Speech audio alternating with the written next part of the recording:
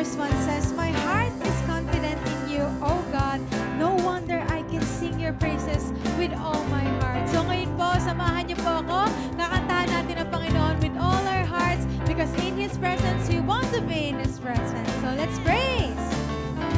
In your presence, there is fullness of joy. At your right hand, there are pleasures evermore. You surround us with your favor, O Lord. The earth is full of your goodness. The earth is filled with your love. In your presence, there is fullness of joy. At your right hand, there are pleasures evermore. You surround us with your favor, O Lord. The earth is full of your goodness. The earth is filled with your love. Exceedingly, abundantly, far above all we could ever ask or think. Exceedingly, abundantly, you give us all things to enjoy. In your presence, there is fullness of joy. At your right hand, there are pleasures evermore. You surround us with your favor, O Lord. The earth is full of your goodness. The earth is filled with your love. Exceedingly, abundantly, far above all we could ever ask or think. Exceedingly, abundantly, you give us all things to enjoy. Exceedingly, abundantly, far above all we could ever ask or think. Exceedingly, abundantly, you give us all things to enjoy. In your presence, there is fullness of joy. At your right hand, there are pleasures evermore. You surround us with your favor, O Lord. The earth is full of your goodness. The earth is filled with your love. The earth is full of your goodness. The earth is filled with your love. The earth is full of your goodness. The earth is filled with your love. Let's clap our hands for the Lord. Sing. Oh, oh, oh, oh, oh,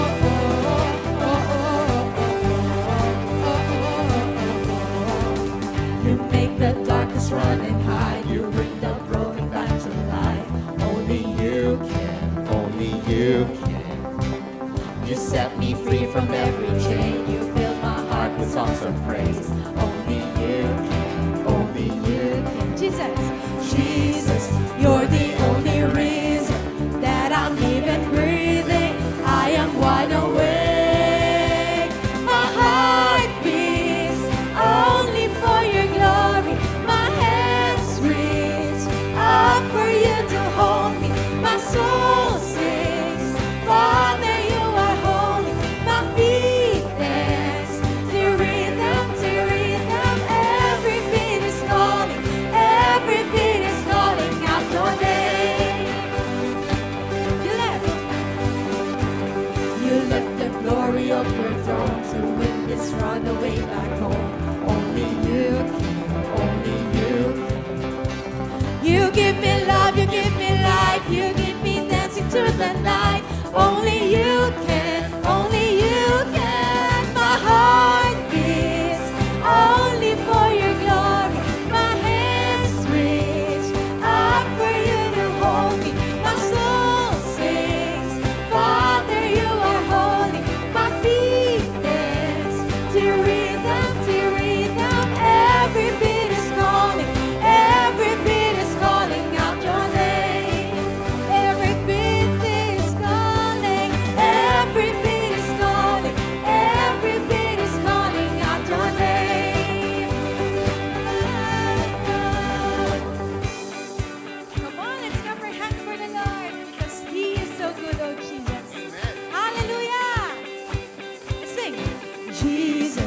You're the only reason that I'm even breathing. I am wide awake.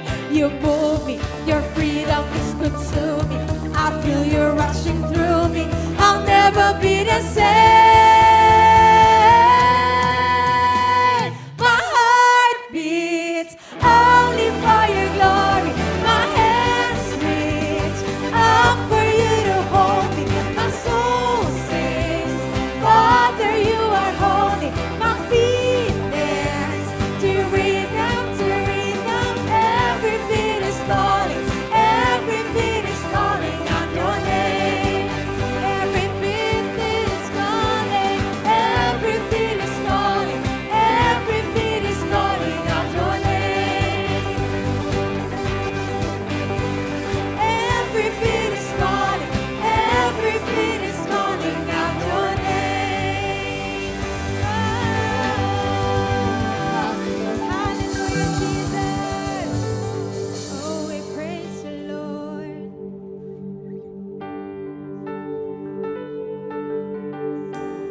Hallelujah.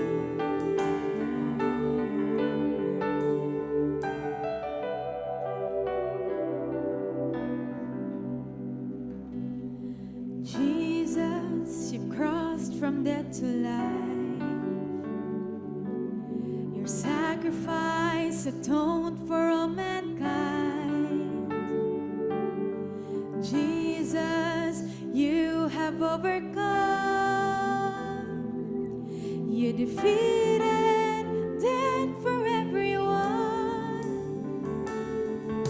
You caught me in your loving arms, crucified to take me back to life, justified, forgiven in your sight. You conquered the grave and now I rise. Every curse is broken. You finished what you've spoken. Jesus, be lifted high. Hallelujah, oh hallelujah. To you I bow my knee. Hallelujah, oh hallelujah. To you who set me free. Jesus, Jesus, you crossed from death to life. Your sacrifice atoned for all mankind. Jesus, you have overcome. You defeated death for everyone.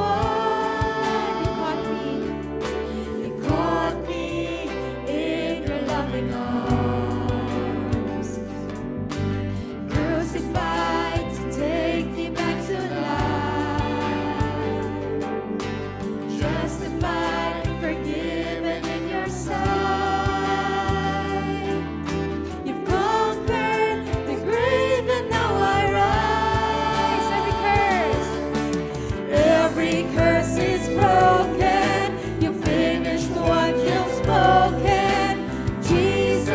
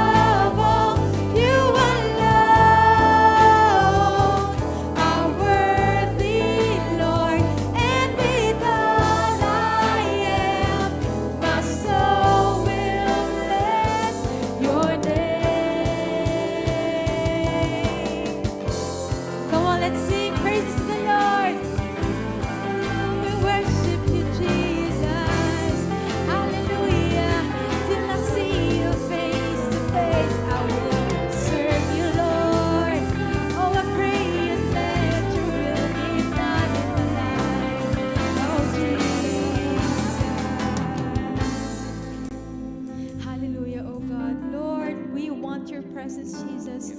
We thank you, Lord, for the protection that you gave us, Lord, na makapunta dito at maranasan ang presensya mo, Panginoon. Maranasan ang glory mo, O God.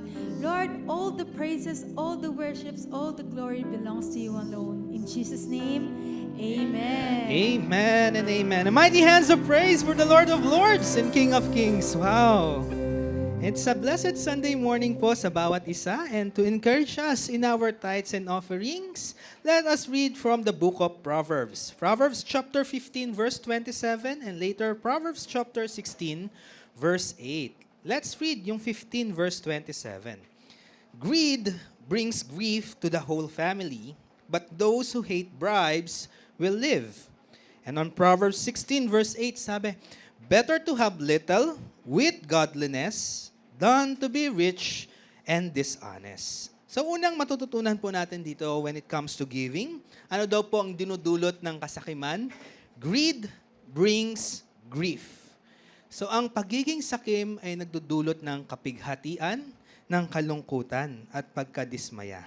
So all riches acquired with dishonesty are worthless. Kapag anumang kita, anumang pinagkakitaan natin, anumang halaga ang kinita natin, maliit o malaki man, kapag po merong dishonesty, worthless po yan. Wala pong saysay yan. So kung ang paraan ng pamumuhay natin ay kasakiman at pagiging gahaman, ano daw po ang idudulot nito? Sabi ng ating binasa doon sa verse 15, ang dulot daw po sa buhay natin at maging sa buhay ng sambahayan natin ay kaguluhan. Imagine you are bringing into your house wealth na magdudulot lamang po ng kaguluhan. Magdudulot lamang ng kalungkutan para sa iyong buhay at sa iyong pamilya. Maaaring malaking halaga yung naiuwi mo ngayong hapon, di ba? Pero ang dulot pala nun, kalungkutan, kaguluhan. Masaya po ba yon? Do you think it's worth it that you bring home ₱1,000,000 pero mula sa kasakiman at sa kasamaan? It's not. It's always worthless. So matututo tayong mandaya ng ating kapwa kapag meron po tayong kasakiman sa ating puso. Amen po ba? Iisipin natin agad, paano ko makakalamang sa Kanya? Paano ko aangat higit pa sa Kanya? Ganyan po ang puso ng isang sakim, isang greed. Dinudulot ito ng kaguluhan at kapighatian sa kanyang puso. Ang taong sakim, of course, walang kasiyahan at hindi kailanman po makakapagdulot ng kasiyahan. Sa mga taong nakapaligid sa kanya, kapag ang puso po ay sakim, walang kasiyahan. Ang taong sakim, of course, walang kapayapaan. Hindi po mapapanatag ang kanyang buhay dahil ang kanyang atensyon, ang kanyang focus sa buhay, kayamanan, sariling kapakanan lamang. Ganyan po ang taong sakim. At ang taong sakim ay tanggap ng tanggap. Ano pong ibig sabihin nun? Hindi niya kayang magbigay. A person who is greed is unable to give. Kaya, base po doon sa binasa natin, maging ang suhol, maging maliit na suhol o malaking suhol, hindi niya kayang tanggihan. Bakit? Inaabot sa kanya, uy, pera, akin na yan. Uy, kayamanan, akin na yan. Ganyan po ang pagiging sakim. Hindi niya kayang humindi sa maling gawain, sa maling paraan ng pagkita. So sa taong sakim, mahalaga ang bawat pera. Tatandaan niyo po ito. Sa taong sakim, mahalaga ang bawat pera, pero ang kabutihan at kabanalan sa kanya ay walang halaga. Ganyan po ang puso ng isang taong sakim. Puro pera, kayamanan, yan ang mahalaga sa kanya. Pero pagsapit ng kabutihan, paggawa ng mabuti, at ang kabanalan, wala pong halaga yan. So dito po tayo sa pangalawang G. Una, sabi natin, greed brings grief. Yung pangalawang G natin, godliness brings greater blessing.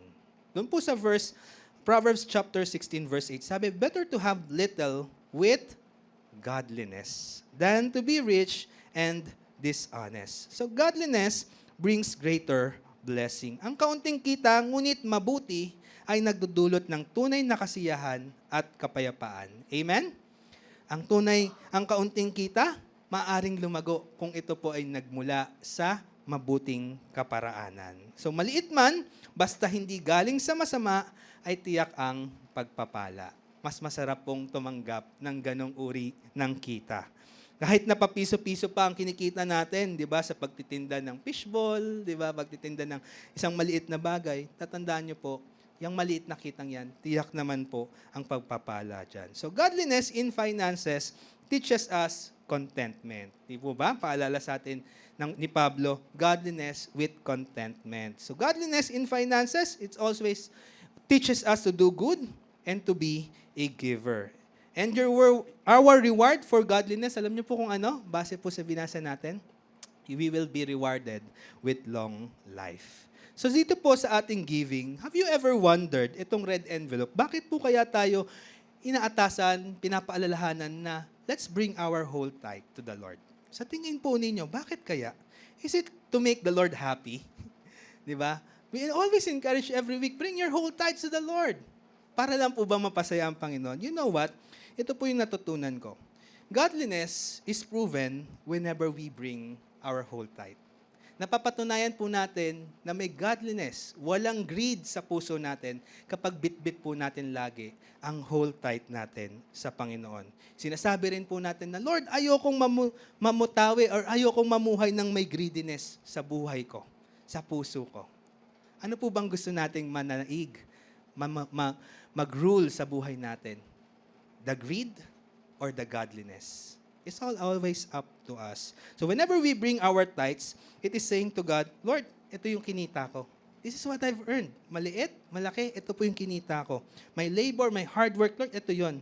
But God, every time I bring my tithes to the Lord, this whole 10%, I'm just saying to the Lord, God, teach me to be content. God, teach me to always do good. To always do good to my friends, to always do good to my neighbor. Hindi ko po sila lalamangan every time I deal with them. And of course, God, teach me, Lord, to reap the benefits of being godly. Yung benefits na, Lord, pahabain mo po yung buhay ko. Every time I bring my whole tithe, Lord, extend my life. Lord, sustain me. Lord, provide for all my needs. Kasi, Lord, I don't want to be greedy. I want to be godly. Amen? So yun po ang purpose bakit tayo nagbibigay ng tithes. The whole tithes, it proves that we are all godly, not greedy. Amen?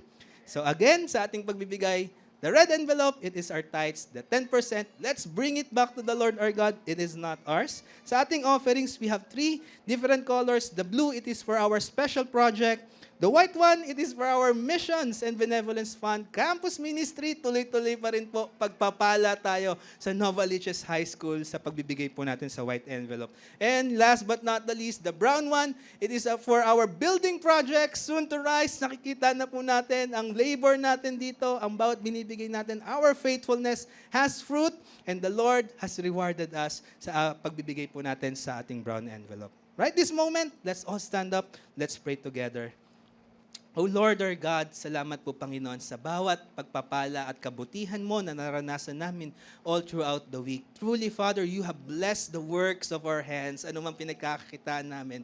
Lord, business man ito, Lord, sa aming pagtatrabaho, sa aming employment, O God. Lord, surely you have prepared our way, Father, to bless us, Lord, and to continue to prosper us, O God. Today, Father, as we bring back our whole tithes and bring these offerings before you, may you find our hearts godly, Panginoon. Not even a hint of greediness, Panginoon, ang makita mo sa amin. Because, Lord, you have teach us, Lord, to be a giver, Panginoon. Lord, you have teach us to trust in you, God, with our whole lives, Father. And so, Lord, ito po kami, Panginoon, handang magkaloob at magbigay po sa inyo. Dahil alam namin, Panginoon, higit pa ang pagpapala mo na inihanda para sa mga taong mapagbigay at tapat po sa inyo. Maraming salamat po, Lord. In this we pray in Jesus' name. Amen and amen. Let's give to the Lord our tithes and offerings.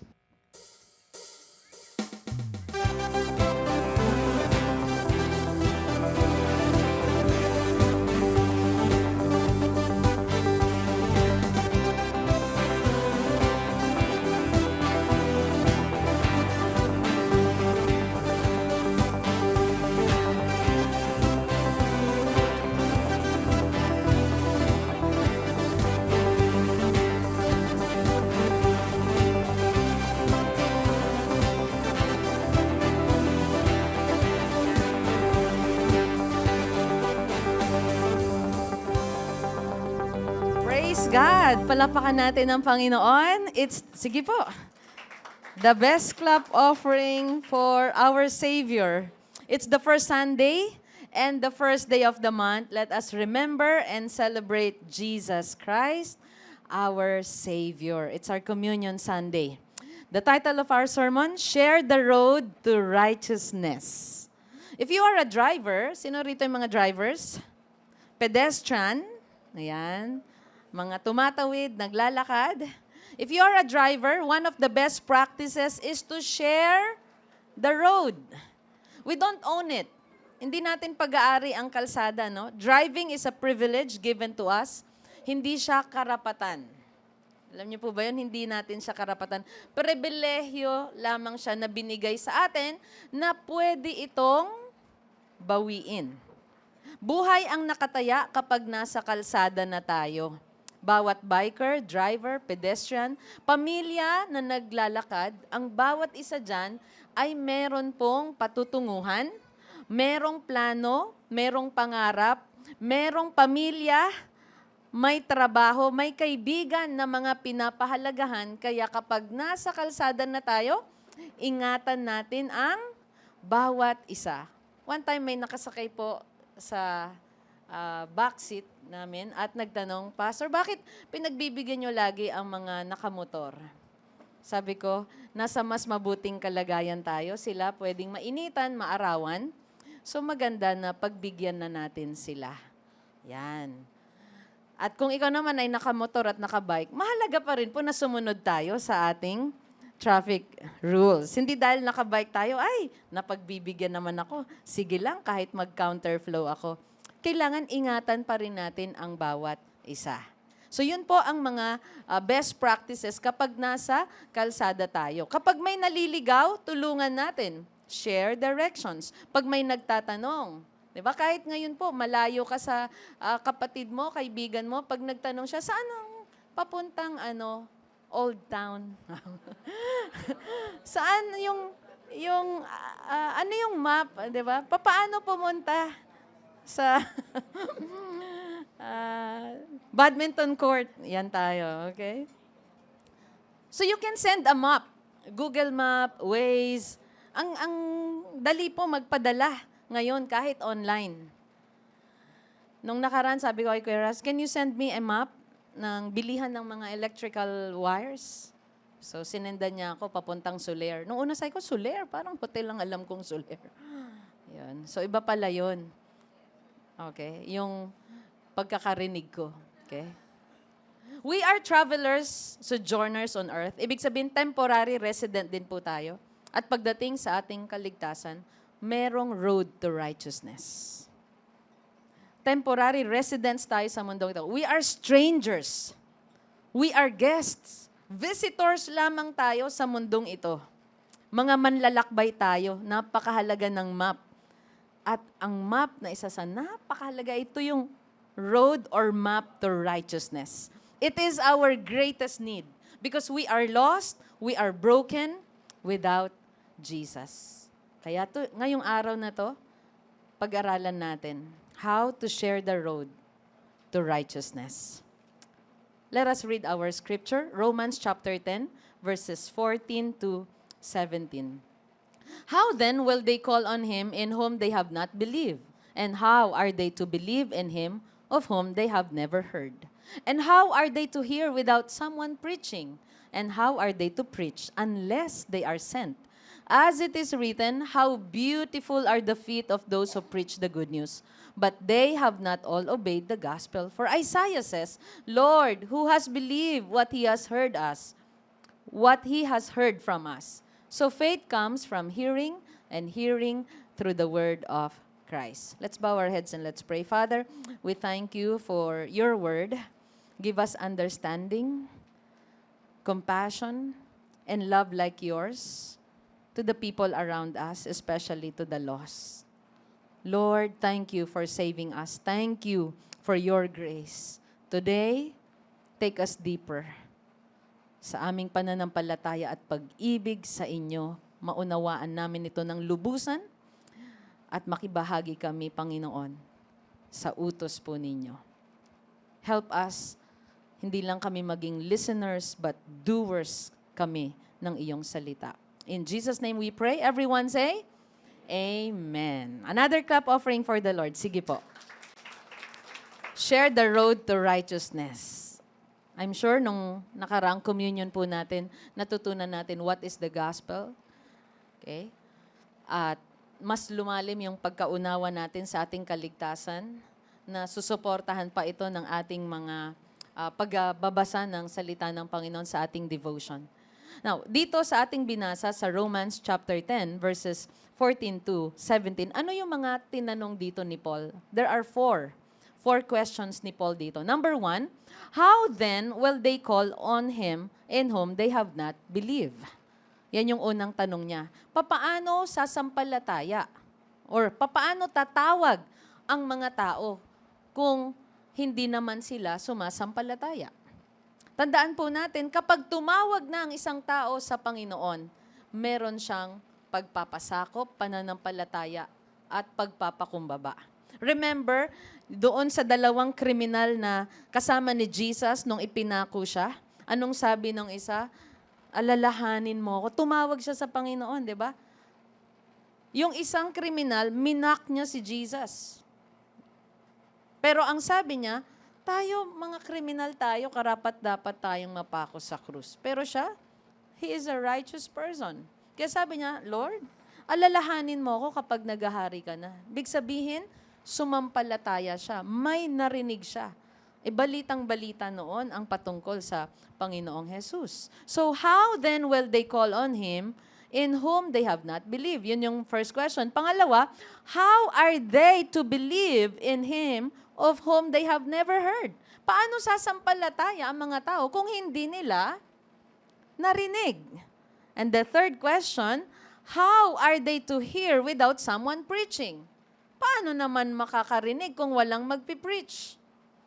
And number 4, how are they to preach unless they are sent?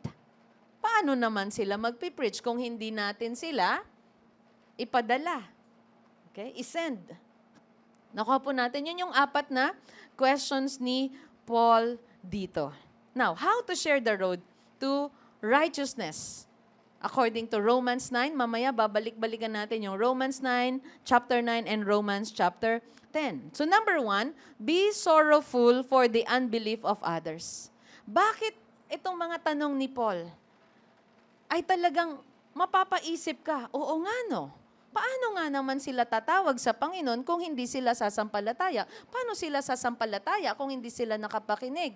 Papaanong may makakapakinig kung wala namang nagpipreach? At papaanong may magpipreach kung hindi naman sila pinapadala? Saan nanggagaling ito? Yung mga tanong ni Paul, saan nanggagaling? Anong klaseng puso meron si Paul para sa mga tao sa paligid niya, sa mga Jews and Gentiles? Because he is sorrowful for the unbelief of others. Are we sorrowful for the unbelief of others? Tayo ba ay nagkakaroon ng deep desire sa mga kaibigan, kamag-anak natin kapag sila ay merong unbelief? And that's number 1. Be sorrowful for the unbelief of others. Sabi ni Paul sa Romans 10:1, brothers, my heart's desire and prayer to God for them is that they may be saved. His desire, his prayer, ang kanyang kagustuhan at ang kanyang panalangin. At hindi lang niya desire and prayer, di ba? Gumawa po siya ng paraan. Siya po ay nagpunta sa mga iba't ibang lugar para ibahagi na si Jesus ang daan to righteousness. That He is the Savior. That the gospel is all about Jesus. Kaya sabi niya, my heart's desire and prayer to God for them is that they may be saved. Are we sorrowful kapag narinig natin ang ating mga kamag-anak na walang pananampalataya? Be sorrowful kapag sila po ay wala pang pangunawa at pinagtatawanan nila ang salita ng Panginoon. Be sorrowful for them. Pray for them. By the way, I thank everyone na nakarating kahapon sa ating breakfast fellowship and prayer meeting. We prayed for our government leaders, okay, mayors, barangay captains, itong parating na election, We prayed for hours sa mga nandito. Ano ito? Self, teachers, leaders, people who are close in our hearts. Okay? Or family members, friends, at lahat ng mga nangangailangan ng healing, nangangailangan ng kaligtasan. Pray for them. Be sorrowful. Ibig sabihin, kapag ka sorrowful ka sa unbelief ng iba, ipapanalangin mo, gagawa ka ng kaparaanan para sila ay makarinig ng salita ng Panginoon. Can I hear amen? Kaya sabi ni Paul, brothers, my heart's desire and prayer to God for them is that they may be saved. Dahil alam ni Paul ang tamang map, ang road to righteousness. Kapag may naliligaw ba, paikot-ikot siya sa isang lugar, natutuwa tayo? Hindi. Di ba tayo nga po kapag ka naliligaw na, nandun na kinakabahan tayo. Okay? Naranasan ko po ang maligaw sa may Antipolo dahil hindi na gumana yung aking map. Okay? Sabi ko, bakit pa cloud 9 na ako? Bakit pataas ako ng pataas? Mag-isa ako nung time na yon na nagda-drive at sabi ko, alam mo yung ramdam mo ng pressure sa tenga mo dahil paakyat ka ng paakyat? Sabi ko, hindi na ito yung pupuntahan ko. Kinakabahan ka na at alam nyo kapag kakasal pang pupuntahan mo, dapat naroon ka ng oras. Okay? Hindi pwedeng malate. Amen? And so, kapag nag-fail na yung Google Map or yung Waze, ano na ang next natin na solusyon? General magtanong. Ayan. So, bawat kanto, bawat crossroad, magtanong na tayo. Dahil, nakakakaba pag naliligaw ka. Lalo na kapag naliligaw ang ating mga mahal sa buhay. They don't know the road to righteousness. Be sorrowful for them. Our friends. Kaya lagi natin silang ipanalangin. Ano pa? Sa Romans 9. Baba tayo. Sabi ni Paul, I am speaking the truth in Christ. I am not lying. My conscience bears me witness in the Holy Spirit that I have great sorrow and unceasing anguish. Grabe po. Sabi niya, talagang nandoon yung tuloy-tuloy na kalungkutan sa kanyang puso. Matinding kalungkutan. Sabi niya, I have great sorrow and unceasing anguish in my heart, for I could wish that I myself were accursed and cut off from Christ for the sake of my brothers and kinsmen according to the flesh. Willing si Paul na isacrifice ang kanyang sarili, maligtas lang ang kanyang mga kababayan. What a heart. Today in our communion service, check natin, how's our heart? Pagdating po sa mga bata, kabataan, mga kaibigan at mahal natin sa buhay. Do we have great sorrow for them? Amen? Be sorrowful. A, for the religious, rebellious, reliant on themselves. Kapag sinabi nating meron silang unbelief, religious. Napag-aralan po natin ito, pag sinabing religious ay nagtitiwala sa mabuting gawa para maligtas ang isang tao. Yung okay naman ako, yung mabait naman ako. Yan. Ginagawa ko naman ng mga bagay-bagay na ito, set of rules para maligtas. Kaya okay ako. No, be sorrowful for them. And ask the Lord Jesus, the Holy Spirit, to enlighten them. Dahil hindi tayo maliligtas sa pamamagitan ng ating mabubuting gawa, ng ating educational attainment, ng ating intelligence. No. Our own righteousness is futile, remember, in the sight of God. Parang basahan ang mabubuti nating gawa sa harapan ng Panginoon. Ang ating pagiging religious ay hindi makakapagligtas sa atin. Rebellious. Pag sinabi nating may unbelief, rebellious dahil ayaw sundin ang kaparaanan ng Panginoon. Gusto yung gusto kong paraan. Diba? Grabe po si Lord, di ba? Yung accusation niya sa Israel, sa book of Isaiah and Jeremiah. Kasi sinusunod nila yung sarili nilang gusto. Yun po ang rebellious. Kaya kailangan matutunan natin ang kaparaanan ng Panginoon kung paano maligtas at magpasakop sa Kanya. Yan ba, Lord, yung kaparaanan mo? Yes. His ways are always higher than ours. Okay? Sino pa? Reliant on themselves. They seek their own way. They establish their own way, sabi ng Romans. Now, let's go to Romans 10:2-3. Sabi ni Paul dito, Romans 10, verse 2, "For I bear them witness that they have a zeal for God, but not according to knowledge." Kaya meron siyang deep sorrow, great sorrow sa mga kababayan niya na maligtas dahil alam niya masigasig sila ng walang nalalaman. Remember what we have studied? Na maraming tao masigasig ng walang nalalaman. Yung nagtayo ng building, hindi pala kanila yung lupa. Sayang. Diba? Yung masigasig tayo na sumusunod sa kaparaanan ng tao, pero it doesn't count pala dahil hindi yun ang paraan ng Panginoon.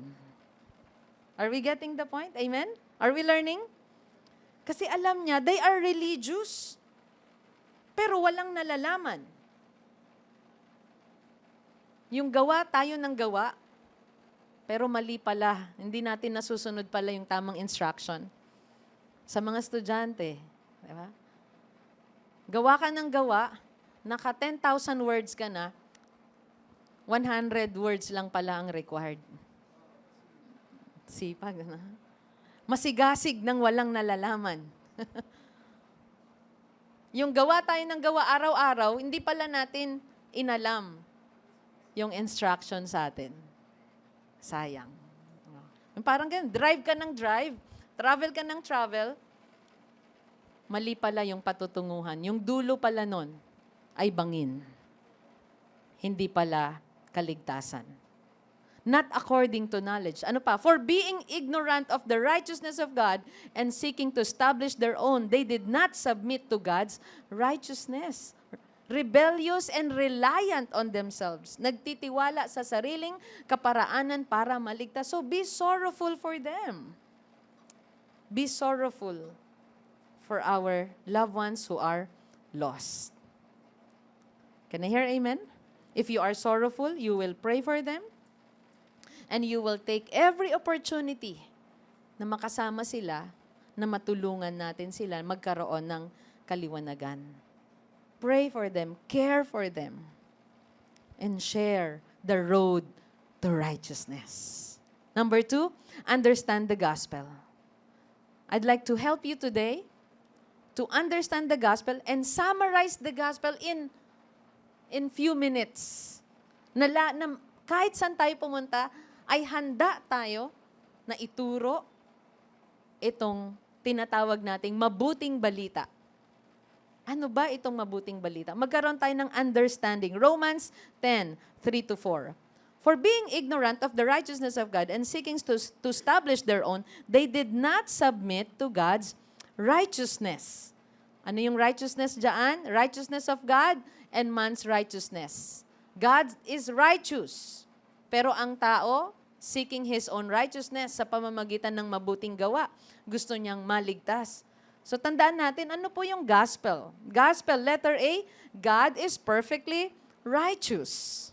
Ang Panginoon ay banal. Man's righteousness is futile. Tayo ay makasalanan. Tayo ay parang basahan. Kaya kailangan natin ang righteousness through Jesus Christ. That is the gospel. Through Jesus Christ. Ang kaligtasan ay sa pamamagitan lamang niya. Pero wag natin kalilimutan na banal ang Diyos. Siya ay matuwid. At ang ating kaparaanan, ang ating righteousness, it is futile. This is a sort of a review also. Nalala niyo po, ang Panginoon ay banal, tayo ay basahan, parang basahan, pero maituturing tayong banal sa pamamagitan ni Jesus. Righteousness is attained through Christ. Kaya merong awiting amazing grace. Dahil wala tayong ginawa, wala tayong iniambag para tayo ay maligtas sa pamamagitan lamang ng Panginoong Heso Kristo. At ngayong niligtas niya na tayo, we are created to do good works. Binigyan niya tayo ng bagong buhay sa pamamagitan ni Kristo upang habang naghihintay sa kanyang pagbabalik o sa ating kamatayan, magpatuloy tayong gumawa ng mabuti.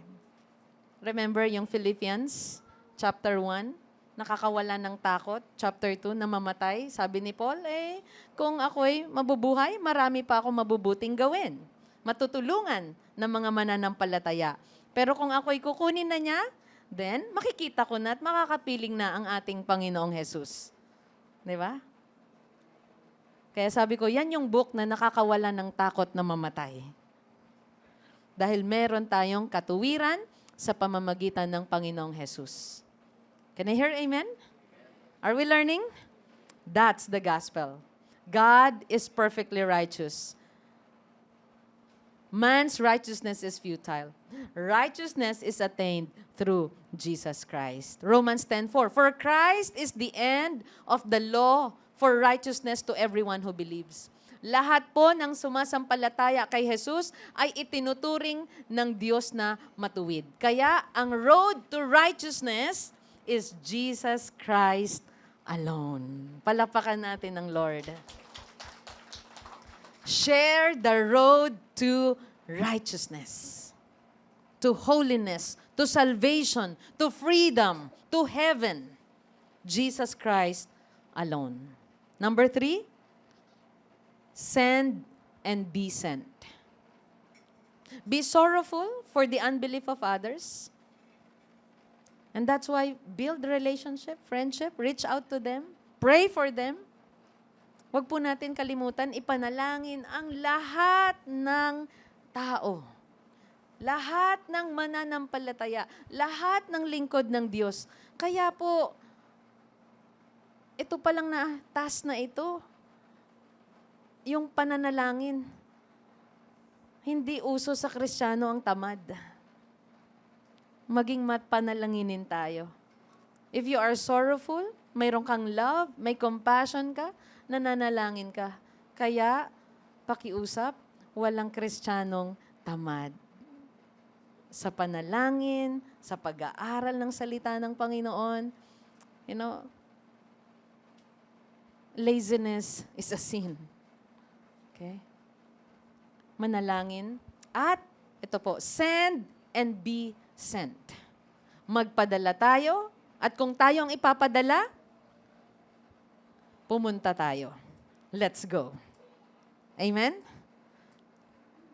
Kapag ipinadala ka, ikaw ang magturo sa section Jeremiah, section Esther.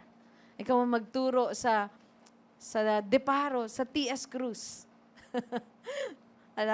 Most of you are smiling. All right? Are you communicating something to me? Parang sinasabi niyong, send me.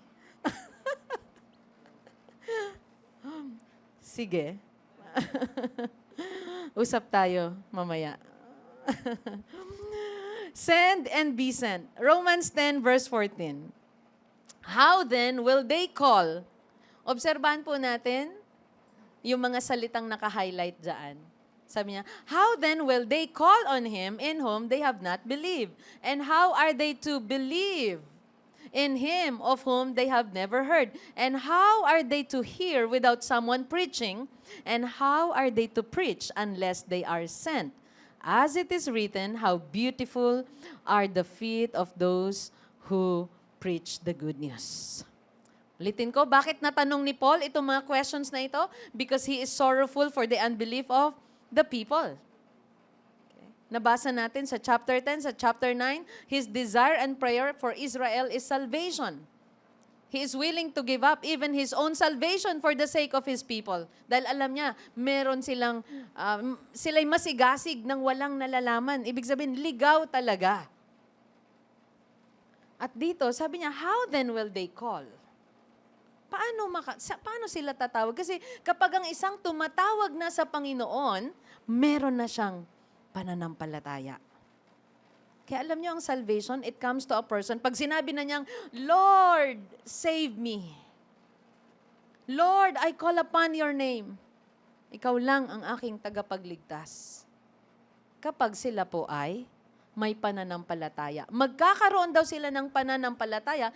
Look at the progression or the development ng isang tao dito. Merong sent, paakyat, balik tayo, punta tayo sa 15.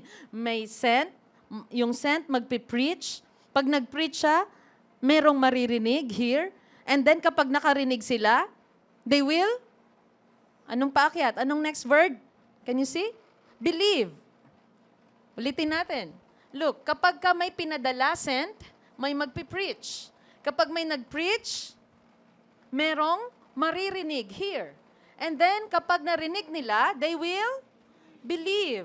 Kapag sumampalataya na sila, anong gagawin na nila? They will call on the name of the Lord. Kaya ang sabi ng Word of God, everyone who calls on the name of the Lord will be saved. Praise God. Kaya napakahalaga po na merong pumupunta, umaalis, merong going. Go and make disciples. Go and preach the gospel to all nations. Go and baptize. Go and teach. Go and harvest. Go and proclaim the gospel. At magpadala din po tayo. Kaya yung mga givings natin, nakakatulong po yun. Hindi man tayo ang naipapadala, nagpapadala tayo, nagsusupport tayo. At dito po sa point na ito, sent and be sent, kapag tayo pinadala, no? Letter A, o ipapadala, impart the mission. The Great Commission in Matthew 28:19-20 is not a great suggestion. It is a great commission. It is a military term. It requires strict discipline. Lahat tayo ay sumunod sa utos na ito. It is to be obeyed. Diba? Great Commission. God can send angels, but He chose us to be the bearers of His light, to be the bearers of the gospel. Kapag may opportunity na binigay sa atin, to pray, to reach out, to care for others, to go, let us go. Impart the mission. Kahit sa mga anak natin, i-share natin, we are here for Jesus. We will go out to love the people around us. We impart the mission. And this month, i-impart din natin yung vision kahit sa mga anak natin. Magkakaroon sila ng site visit sa ating building project. I asked Rochelle, our engineer, na magturo sa kanila. Bago maging engineer po yon, ay naging teacher ng mga kids. Yan. At bago siya maging teacher ng mga kids, naging teacher niya ako. I am that old. Okay? We impart the mission. I-share natin. Ipasa natin. Iwasan natin ipasa ang ating galit sa ating kapitbahay, sa ating mga anak. Minsan yun ang ating naipapasa.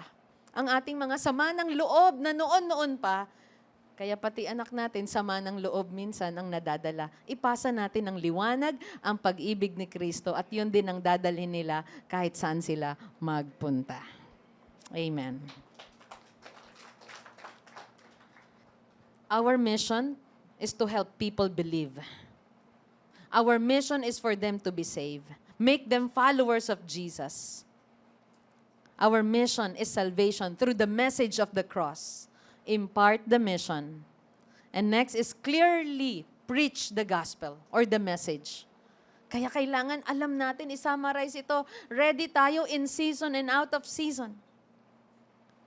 Makakatulong din sa ating pagiging handa at magkakaroon tayo ng clarity sa pag-share ng message if we read the Bible every day. We read and meditate the Word of God. Understand God's wonderful plan from Genesis to Revelation. na kaya nating i-summarize kahit yung salita ng Panginoon mula Genesis. Alam mo ba si Genesis? Ang Panginoon at ang tao ay magandang relasyon. Hindi sumunod ang tao, bumagsak. And so tumawag po siya. Yan, ng nation. Upang sa ganun, ang kanyang plano ay maipakalat. Salvation, nagsimula sa Jerusalem. Naipakalat ito. Andun ka na. And then, Jesus will come back again. Understand God's wonderful plan. And clearly preach the gospel, the message. You know, when you say, preach, you proclaim, you share. Parang kumain ka sa isang, ayan, ulit tayo. Masarap na bilihan ng siomai. Kasi 2 weeks ago, ito si Jessica at sis Beth, sabi nila sa akin, Pastora, may masarap na siomai. Tikman mo. So para mapaniwala nila ako, dinalhan nila ako ng 8 piraso. Binuksan. Nilagyan ng sauce. Nilagyan ng kalamansi. And after maybe 1 or 2 or 3, sabi ko, sis Bess, ubus ko na. Masarap nga. Alright. Meron pa ba? I mean, bukas pa ba yung bilihan? Dahil gusto kong bumili, ay sarado na po. Diba? You proclaim, you share. Kaya, nalaman ko masarap, and then, wow, gusto ko rin yun. That is proclaiming. That is sharing the road to righteousness. That is sharing the gospel. Can I hear amen? Kaya yung pag-share mo sa kaibigan mo, alam mo ba, napansin mo ba ako dati, inaaya mo ako sa masama, ang dali-dali kong ayain. Ngayon, alam mo bakit ako nagno-no? Kasi naranasan ko ang habag ni Kristo. Binago niya ako, bro. Rebelde ako dati sa magulang ko, rebeldo ako sa lipunan. But now, the Lord changed my heart. And I want you to know His name is Jesus, my Savior and my Lord. Palapakan natin ang Panginoon. Clearly preach the message. At ano po yung message natin? I'd like to share with you once again the ABC, the message, the gospel. Kanina, God is perfectly righteous. Our righteousness, man's righteousness is futile. We can attain righteousness through Jesus Christ alone. Kapag na-preach natin ng clear ang gospel, ano ang mangyayari sa isang tao? Letter A, that person will acknowledge that God is righteous and we are sinners. That person will believe that God raised Jesus from the dead. Lahat pong ito ay nasa Romans 10:1-13. That person will confess that Jesus is Lord. Parang yung confession ko na, I want that siomai. Bukas pa ba? Masasabi niya, I want a Savior. I need a Savior. Dalhin mo ko. Sama ako. I-share mo sa akin. That friend will confess that Jesus is his personal Lord and Savior kapag na-preach mo clearly yung gospel. Na-share mo yung road to righteousness. Are we learning? Romans 10, verse 15. And how are they to preach unless they are sent? As it is written, how beautiful are the feet of those who preach the good news. At tandaan po natin, beautiful are the feet of those who preach the good news. Nasabihan ka na ba na how beautiful are your feet? Nakatago kasi lagi. Kadalasan ng mukha po natin na nakikita, oh, I like your eyes. Diba? You look beautiful. Pero pag sinabi pong, how beautiful are the feet of those who preach the good news, bakit? Noon, ang pagdadala ng mensahe ay hindi pa sa pamamagitan ng telegram. Sinong naumabot sa telegram? Beeper, sulat. Alam nyo, dati pag kayong sobre may dumating sa'yo, kulay puti, tapos may blue and red na stripes, parang, oh, may letter ang nanay ko sa akin. Every birthdays namin noon, meron kaming birthday cards galing sa nanay. Nakolek ko lahat yun. Pero nawala ko lahat. Pero I will never forget yung ganong kultura. Na tuwing may magbe-birthday sa amin, meron akong birthday card, may letter, at merong gift. Kahit walang cake, okay na. Right? At ang sarap basahin nung mensahe. You are my lovely daughter. Mag-aral mabuti. Yan, tumulong sa bahay o ano pang paalala. Okay? At noon, ang pagdadala ng mensahe ay sa pamamagitan ng isang messenger. Yung tao talaga ang tagapagdala ng balita. Hindi nila malalaman kung anong nangyayari sa battleground hanggat walang tumatakbo na messenger. At kapag tumatakbo na itong messenger na ito galing sa labanan, at sumisigaw na siya, at sasabihing, the battle is over. Nanalo na tayo, patay na lahat ng kalaban. Lahat ay nare-refresh. Lahat ay sumihiyaw. Lahat ay sumisigaw. Dadagundong ang hiyawan na, yehey! Panalo tayo. Kaya sabi, how beautiful are the feet of those who preach the good news. Dahil sinasabi din natin sa lahat ng mga pinupuntahan or tinuturuan natin ng gospel, para bagang sinasabi natin, tapos na ang labanan sa kamatayan at kasalanan, pinanalo na ng Panginoon. Tayong lahat ay may kaligtasan sa pamamagitan niya. How beautiful are the feet of those who preach the good news. Send and be sent. Impart the mission. Clearly preach the message, and letter C, train and support the messenger. Kaya sabi niya, papaano? Papaano naman makakapag-preach kung hindi sila ipapadala? Train and support the messenger. Ang ating katapatan sa pagbibigay, sa panalangin, at sa training ay napakahalaga para ma-equip ang bawat isa sa atin to proclaim the gospel. Katatapos lang po ng ating small group training and facilitators training. Praise God. Palapaan po natin. Gagraduate po sila next Sunday. Yan. May kilala natin sila. Praise God. At si Brother Chris, tuloy-tuloy din po ang kanyang pastoral training. Yay! Pinagpala niya tayo ng 3 linggo ng Word of God. Palapakan natin ang Lord sa buhay niya. Yan. Pag natapos niyan, i-enroll ko po ulit siya sa masteral at next year, ang dami pong candidates dito na sasabihan ko na lang na enroll na kita.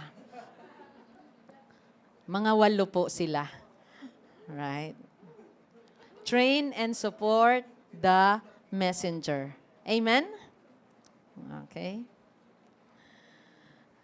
You are smiling.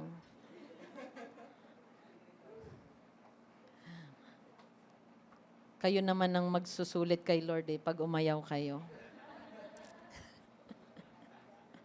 Train and support the messenger. Okay? And if you feel you are called by the Lord, then be trained. Mag-involve tayo sa training. Kunin natin yung level classes natin. 1, 2, 3. Lahat ng mga trainings na available, kunin natin. And I'd like to encourage, you are young, don't look down on yourself. You are old like me, getting old. God is no respecter of age and background. Sabihin mo, I'm not educated.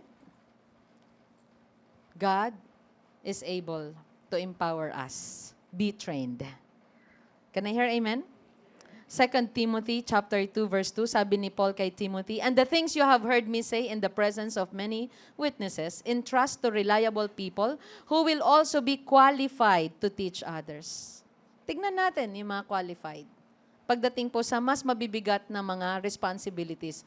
But let me tell you, when it comes to proclaiming the gospel, This is every believer's assignment. To proclaim is to share. Simply share. Ikwento mo. Ipahayag mo. The road to righteousness is Jesus. The road to salvation is Jesus. At dito, if we want to be trained, then ipasa natin sa kanila. Entrust to reliable people who will also be qualified to teach others. Papunta naman tayo sa mas mabibigat na responsibilidad tulad nung shinare nung nakaraan ni Brother Chris, qualifications for pastors, qualifications for deacons. Punta tayo sa 2 Timothy 4:2.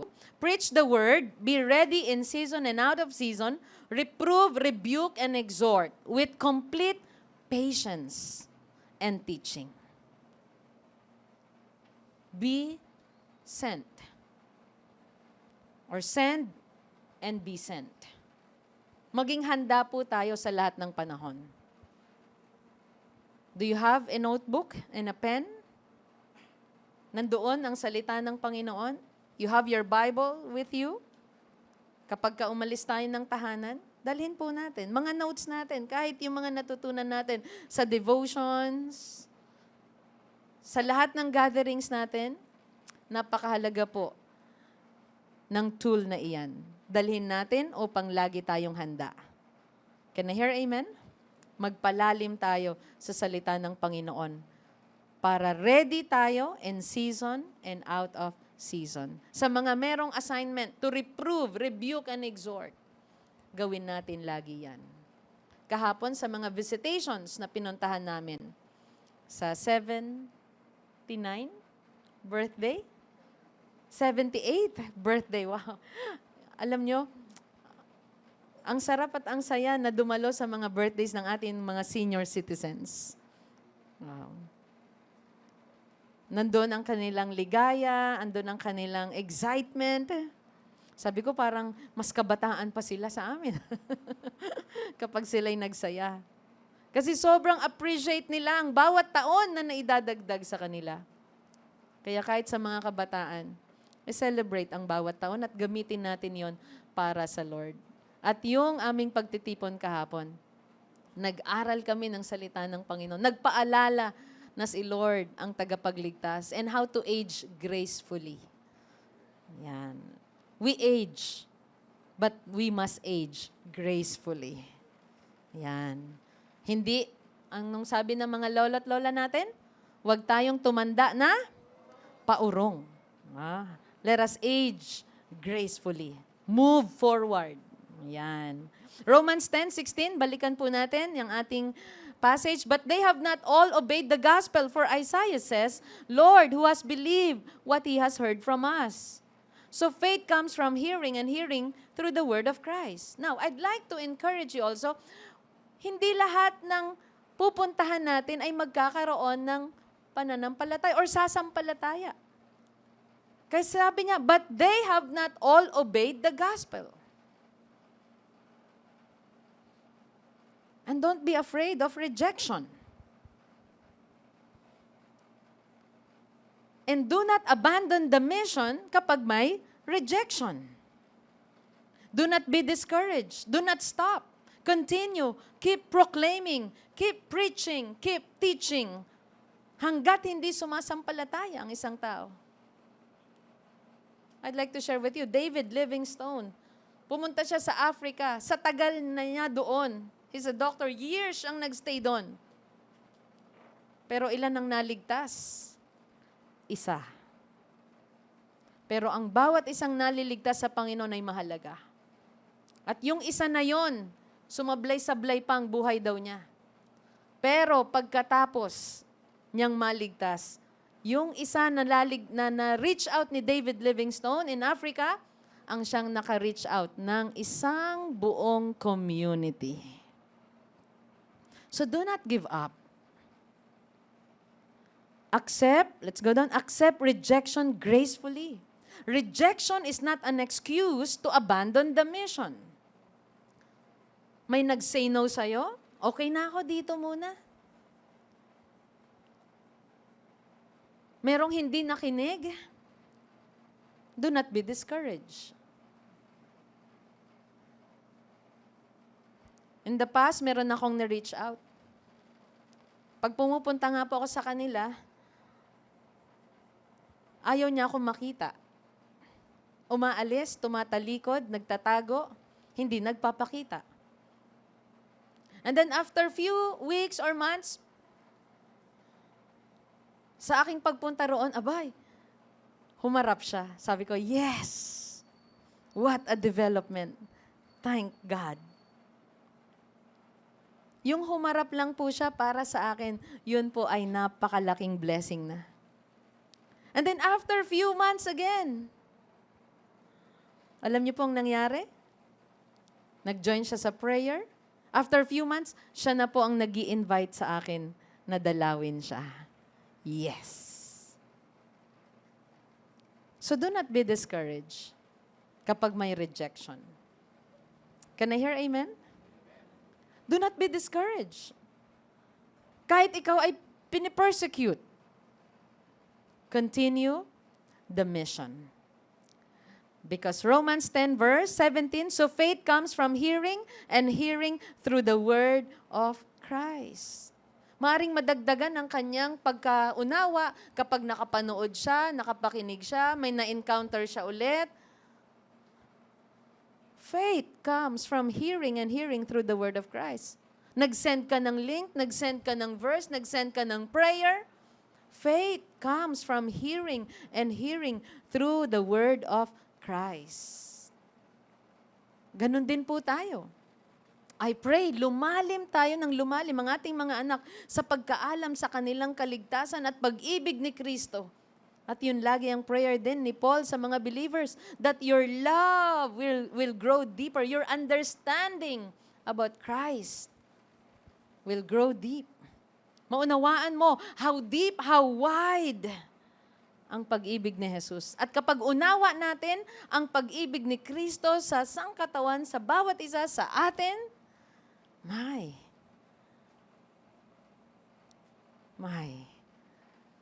gagamitin natin lahat ng panahon, lakas natin, resources natin para sa Kanya. Wala tayong sasayangin. Kaya patuloy tayong lumago sa Word. Devotions, don't miss it. Gatherings, don't miss it. Lahat ng opportunities na madagdagan ng ating faith. Sabi ni J.C. Ryle, it takes a whole Bible to make a whole Christian. Kailangan natin ang salita ng Panginoon. Faith comes from hearing and hearing of the word of Christ. Of the word. Of the Bible.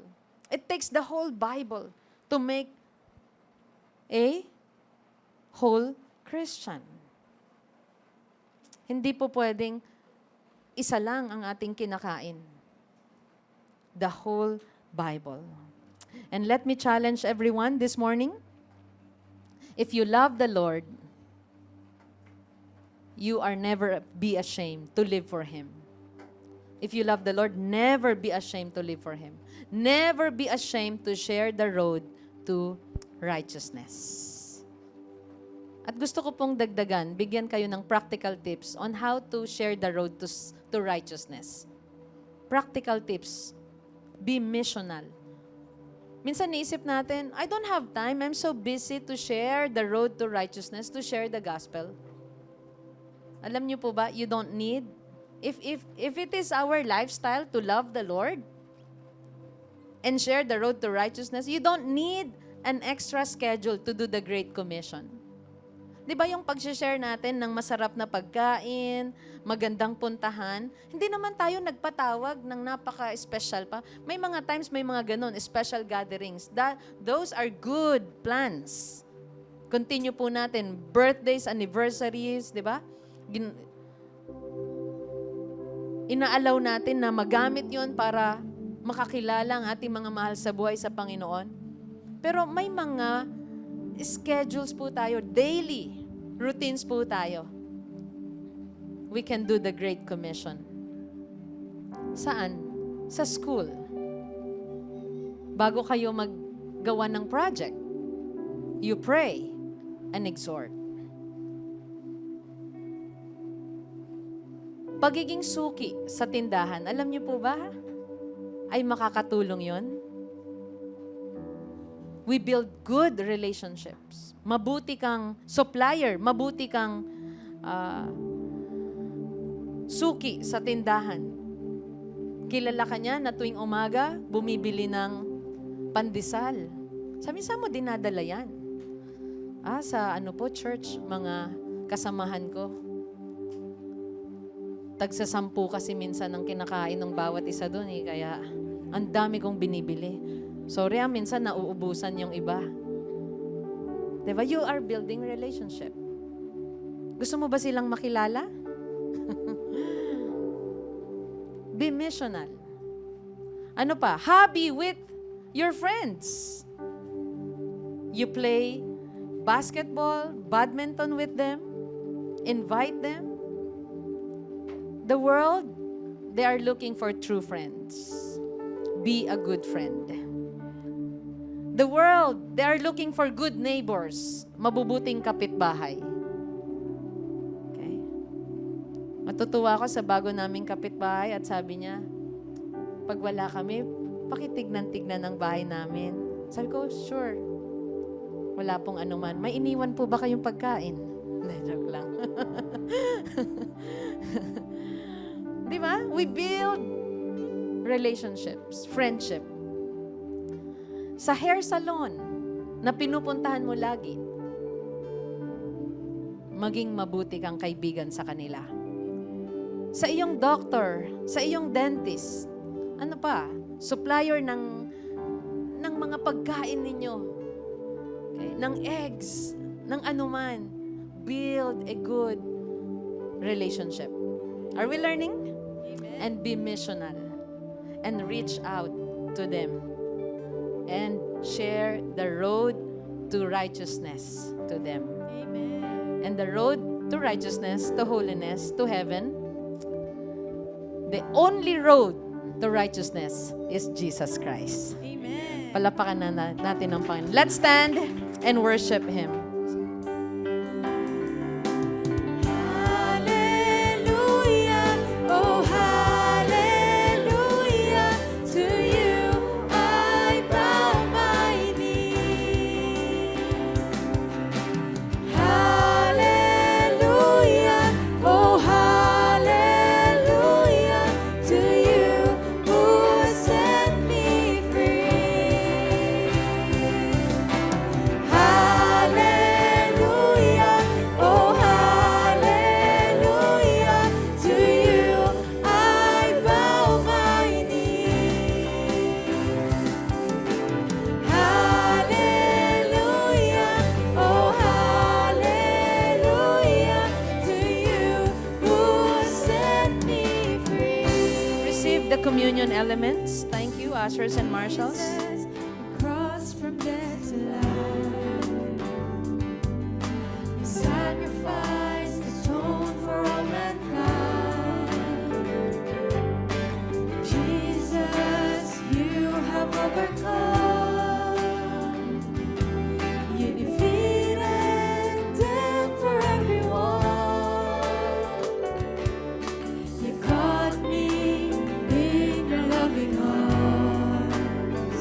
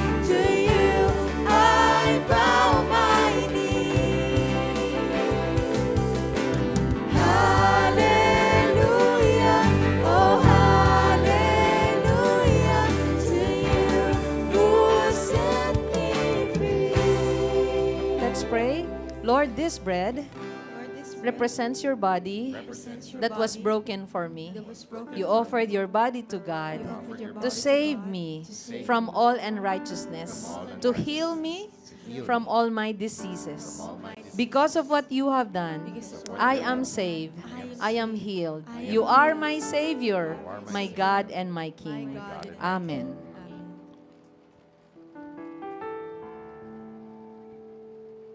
Lord, this cup Lord, this cup represents the new covenant in your blood. represents a new covenant in your You blood. offered your blood to God You offered your blood to God cleanse me to cleanse from me all acts from all that acts leads to death. that leads to Thank death. you Thank for you washing away my sins. washing You away made my me sins. pure You made me and pure holy and so that holy I may serve you, so that I the may living serve God. you, the living Amen. God. Hallelujah, oh hallelujah, to you I bow my knee. Hallelujah, oh hallelujah, to you who set me For the last time, lift your hands to Jesus and sing. Hallelujah, oh hallelujah, to you I bow my knee. To you, Lord, to you, Lord. Hallelujah, oh hallelujah, to you who set me free. Lift your hands to the Lord. The Lord bless you and keep you. The Lord make His face shine on you and be gracious to you. The Lord turn His face toward you and give you peace. In Jesus' name we pray. And everyone said, Amen. God bless you, your small group and family day. See you again next week.